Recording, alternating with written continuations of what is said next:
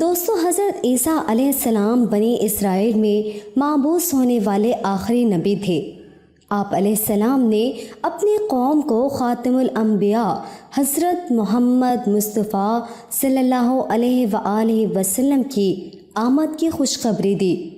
قرآن کریم میں ارشاد ہے، اور جب عیسیٰ ابن مریم نے کہا، اے بنی اسرائیل، میں تمہارے پاس اللہ کا بھیجا ہوا آیا ہوں اور ایک پیغمبر کی جو میرے بعد آئیں گے، جن کا نام احمد ہوگا، بشارت سناتا ہوں۔ دوستو، آج کی ویڈیو میں ہم آپ کو حضرت عیسیٰ علیہ السلام کی زندگی کے حالات و واقعات کے حوالے سے مکمل تفصیل بتائیں گے۔ یاد رہے کہ حضرت عیسیٰ علیہ السلام سلسلہ بنی اسرائیل کے آخری نبی ہیں۔ آپ علیہ السلام کی زندگی میں کیا معجزات رونما ہوئے، آپ علیہ السلام کو اللہ عز و جل نے کب اور کیوں آسمان پر اٹھایا، اور آخری زمانے میں آپ علیہ السلام کا نزول کب، کیسے اور کہاں ہوگا۔ دوستو، یاد رہے کہ حضرت عیسیٰ علیہ السلام کے بعد تقریباً 600 سال تک کوئی نبی نہیں آیا۔ پھر اللہ تعالیٰ نے ہمارے آقا سرکار دو عالم صلی اللہ علیہ وآلہ وسلم کو سارے جہانوں کے لیے رحمت بنا کر مبعوث فرمایا، اور ان پر آخری آسمانی کتاب قرآن مجید نازل فرمائی۔ حضرت عیسیٰ علیہ السلام پر انجیل نازل فرمائی گئی تھی۔ ارشاد باری تعالیٰ ہے، اور ہم نے ان پیغمبروں کے بعد عیسیٰ ابن مریم کو اپنے سے پہلے کتاب یعنی توریت کی تصدیق کرنے والا بنا کر بھیجا، اور ہم نے انجیل عطا کی جس میں ہدایت اور نور تھا۔ ابن جریر نے تحریر کیا ہے کہ حضرت عیسیٰ علیہ السلام پر جب انجیل نازل ہوئی تو آپ علیہ السلام کی عمر مبارک تقریباً 30 سال تھی، اور نبوت کے 3 سال بعد یعنی 33 برس کی عمر میں اللہ تعالیٰ نے آپ علیہ السلام کو آسمان پر اٹھا لیا۔ ناظرین، قرآن کریم کی 13 سورتوں میں مختلف ناموں سے حضرت عیسیٰ علیہ السلام کا تذکرہ موجود ہے۔ 26 مقامات پر عیسیٰ علیہ السلام، 23 مقامات پر ابن مریم، 11 جگہوں پر مسیح اور ایک مقام پر عبداللہ کہا گیا ہے۔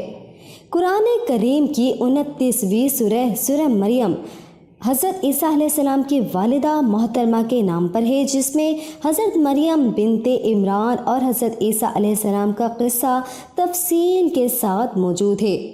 اس کے علاوہ قرآن کریم کی 3 سورہ آل عمران حضرت مریم علیہ السلام کے والد ماجد کے نام سے منسوب ہے، جس میں حضرت مریم علیہ السلام کی پیدائش کا واقعہ بیان کیا گیا ہے۔ قرآن کریم کی 5ویں سورہ مائدہ میں اس کھانے کا ذکر ہے جس کی فرمائش حضرت عیسیٰ علیہ السلام کے حواریوں نے کی تھی۔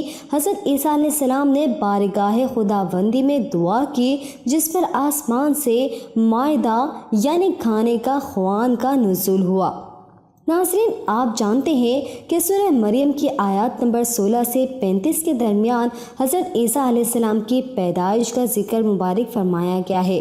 حضرت مریم علیہ السلام بیت المقدس سے متصل حجرے میں قیام پذیر تھی۔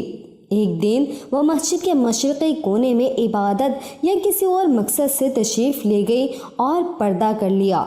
امام قرطبی رحمۃ اللہ علیہ فرماتے ہیں کہ وہ حسب عادت یکسوئی کے ساتھ عبادت الہی میں مشغول ہونے کے لیے حجرے کے مشرقی جانب کسی گوشے میں تشریف لے گئی۔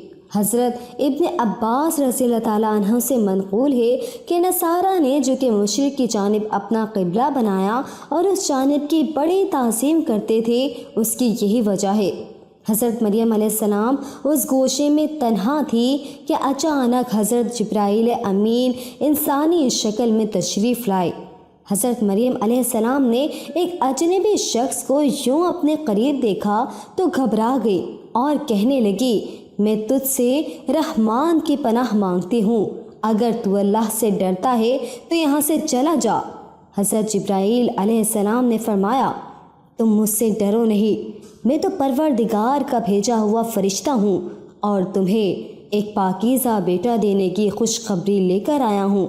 حضرت مریم علیہ السلام نہایت حیران اور پریشان ہوئی اور تعجب سے فرمایا، بھلا میرے ہاں بچہ کیسے ہو سکتا ہے؟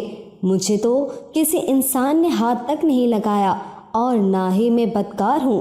حضرت جبرائیل علیہ السلام نے فرمایا، ہاں بات تو یہی ہے، لیکن اللہ تعالیٰ فرماتے ہیں کہ یہ میرے لیے بہت آسان ہے اور ہم اپنی قدرت تخلیق کے لیے نشانی بنانا چاہتے ہیں۔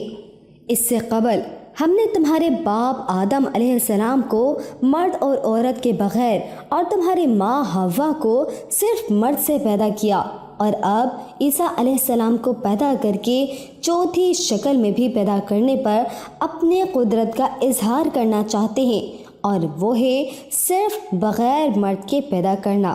دوستو، دراصل اللہ تعالیٰ تو قادر مطلق ہے، وہ جب جہاں اور جس طرح چاہے پیدا کر سکتا ہے۔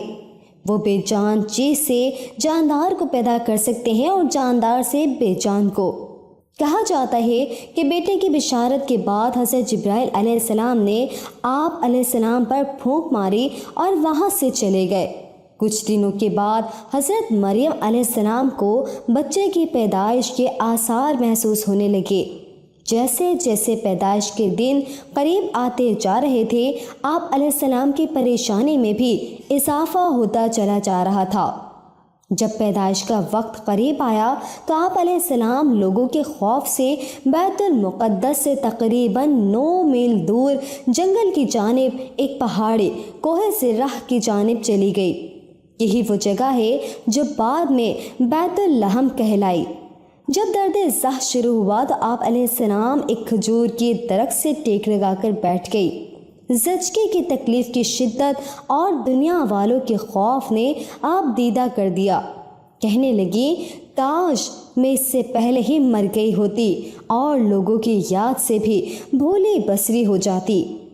علماء فرماتے ہیں کہ انہوں نے موت کی آرزو اسی لیے کی کہ وہ عزیز و اقارب، خاندان، برادری اور لوگوں کو کس طرح مطمئن کر سکیں گی، جبکہ کوئی ان کی صداقت کی تصدیق کرنے والا بھی نہیں۔ ان کی شہرت ایک نیک، پارسا اور زاہدہ کے طور پر تھی، لہٰذا ان کے لیے یہ تصور ہی بڑا روح فرسا اور تکلیف دہ تھا کہ لوگ انہیں بدکار سمجھیں۔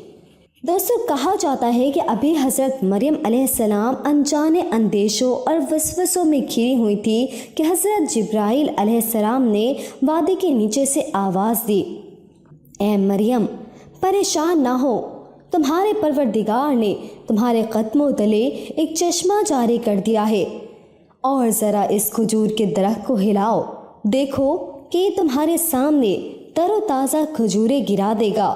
اب تم اطمینان کے ساتھ یہ تازہ کھجوریں کھاؤ، چشمے کا پانی پیو اور بچے کو دیکھ کر اپنی آنکھیں ٹھنڈی کرو، اور اگر تمہیں کوئی انسان نظر پڑ جائے تو اشارے سے کہہ دینا کہ میں نے روزہ رکھا ہوا ہے، میں آج کسی شخص سے بات نہیں کر سکتی۔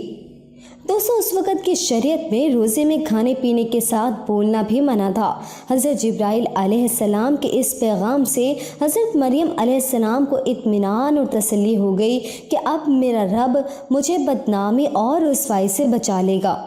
حضرت ابن عباس رضی اللہ تعالیٰ عنہ سے مروی ہے کہ ولادت کے 40 روز بعد جب طہارت ہو چکی تو حضرت مریم علیہ السلام اپنے گھر والوں کے پاس آئیں۔ لوگ نومولود بچے کو گود میں دیکھ کر حیران رہ گئے اور بدگمان ہو کر بولے، اے مریم، کہ تو نے بڑے گناہ کا کام کیا، نہ تو تیرا باپ برا آدمی تھا اور نہ تیری ماں بدکار تھی۔ حضرت مریم علیہ السلام نے جبرائیل امین کی ہدایت کے مطابق بچے کی طرف اشارہ کر دیا۔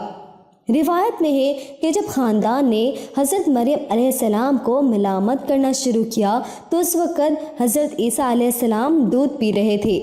جب انہوں نے لوگوں کی ملامت بھری باتیں سنی تو دودھ پینا چھوڑ دیا اور اپنی بائیں کروٹ پر سہارا لے کر ان کی جانب متوجہ ہوئے اور انگشت شہادت سے اشارہ کرتے ہوئے فرمایا، انی عبداللہ، یعنی میں اللہ کا بندہ ہوں، اور پھر اللہ کی طرف سے نبوت اور کتاب ملنے کی خبر دی۔ اس کے بعد فرمایا، اللہ نے مجھے نماز اور زکوٰۃ کا پابند بنایا اور جب تک میں زندہ ہوں مجھے اپنی والدہ کا حق ادا کرنے والا بنایا اور مجھ کو سرکش اور بدبخت نہیں بنایا، اور اللہ کی سلامتی ہے مجھ پر جب میں پیدا ہوا، جب میں مروں گا اور جب دوبارہ زندہ کر کے اٹھایا جاؤں گا۔ لوگوں نے جب نومولود بچے کے منہ سے یہ الفاظ سنے تو حیرت زدہ رہ گئے اور انہیں یقین ہو گیا کہ بی بی مریم علیہ السلام پاک دامن ہے اور یہ بچہ اللہ کا برگزیدہ بندہ ہے۔ اس واقعے کے بعد خاندان اور بنی اسرائیل کے سمجھدار لوگ دونوں کی بڑی عزت کرنے لگے اور انہیں خیر و برکت کا باعث سمجھنے لگے۔ ناظرین، آپ کو بتاتے چلیں کہ جودھیا کے پہاڑوں میں واقع بیت اللحم فلسطین کا ایک بہت بڑا گاؤں ہے جو سطح سمندر سے 800 میٹر کی بلندی پر واقع ہے۔ بیت اللحم کے جنوب میں چند میل کی مسافت پر کوہ سرہ، کوہ سعیر کے دامن میں وہ تاریخی مقام ہے جہاں حضرت عیسیٰ علیہ السلام پیدا ہوئے۔ اس غار سے متصل کونے میں ایک پتھر نصب ہے جس میں ایک گول سوراخ ہے۔ بتایا جاتا ہے کہ اس جگہ کھجور کا وہ درخت تھا جس کے متعلق قرآن مجید میں ذکر ہے کہ اے مریم اسے ہلاؤ تو کھجوریں گریں گی۔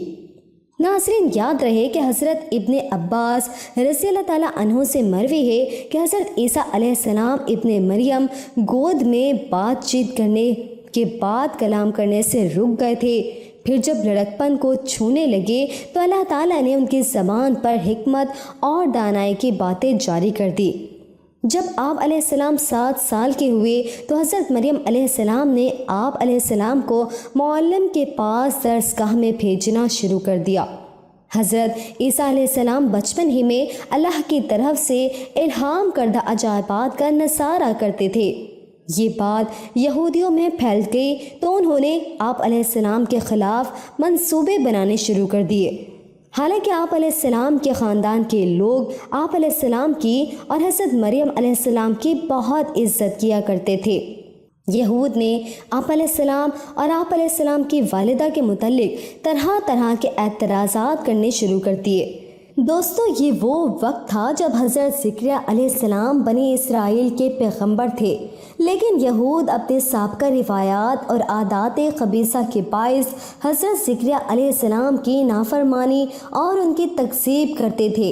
ان لوگوں نے مختلف گروہوں میں تقسیم ہو کر مشرکانہ طور طریقے اختیار کر لیے تھے، یہاں تک کہ اپنی خواہشات کے مطابق توریت میں بھی بہت زیادہ رد و بدل کر لیا تھا۔ ان کے عقائد و اعمال دن بدن بد سے بدتر ہوتے چلے جا رہے تھے۔ جب بیت المقدس کے حالات خراب ہونے لگے تو حضرت مریم علیہ السلام آپ علیہ السلام کو لے کر اپنے عزیزوں کے پاس مصر چلی گئیں۔ 13 سال کے بعد اللہ تعالیٰ کے حکم سے مصر سے واپس ہوئیں۔ پھر اللہ عز و جل نے آپ علیہ السلام کو انجیل عطا فرمائی اور توریت کی تعلیم دی۔ اس کے علاوہ مردوں کو زندہ کرنا، کوڑیوں کو صحیح کرنا اور دوسرے معجزات سے نوازا۔ ناظرین، اللہ تبارک و تعالیٰ نے ہر نبی کو اس کے زمانے کے حالات و مشاہدات کے مطابق معجزے عطا فرمائے تاکہ ان کی صداقت، افضلیت اور برتری نمایاں رہے۔ اسی طرح اللہ تعالیٰ نے حضرت عیسیٰ علیہ السلام کو بھی معجزے اور فضیلتیں عطا فرمائی۔ سب سے پہلا معجزہ تو حضرت عیسیٰ علیہ السلام کا بغیر والد کے پیدا ہونا تھا۔ آغوش مادر میں کلام کر کے اپنے والدہ کی پاکیزگی اور صداقت کی گواہی دی۔ مٹی کا پرندہ بناتے، اس پر پھونک مارتے تو وہ اللہ کے حکم سے پرندہ بن جاتا۔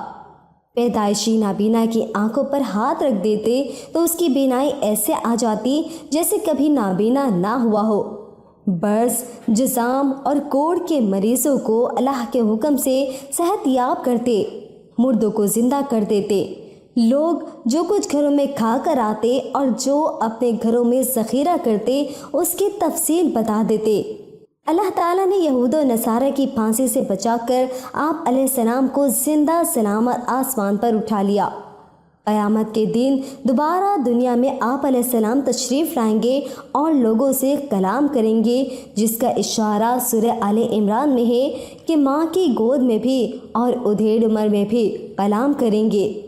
جب آپ علیہ السلام کو دنیا میں دوبارہ بھیجا جائے گا تو آپ علیہ السلام امت محمدیہ صلی اللہ علیہ وآلہ وسلم کی قیادت کے لیے بحیثیت خلیفۃ الرسول صلی اللہ علیہ وآلہ وسلم اور امتی کے تشریف لائیں گے۔ آپ علیہ السلام مسلمانوں کے ساتھ مل کر جہاد کریں گے، دجال اور خنزیر کو قتل کریں گے، صلیب توڑ ڈالیں گے، زمین میں امن و برکت ہوگی اور دنیا میں صرف و صرف اسلام رہ جائے گا۔ دوستو، حضرت عیسیٰ علیہ السلام کا کوئی گھر تھا اور نہ ہی بیوی بچے۔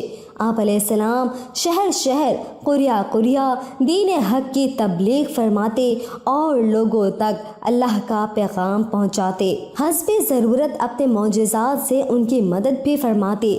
لیکن ان سب کے باوجود یہودیوں کی اکثریت آپ علیہ السلام کو اذیت دینے اور تکذیب کرنے سے باز نہ آتی۔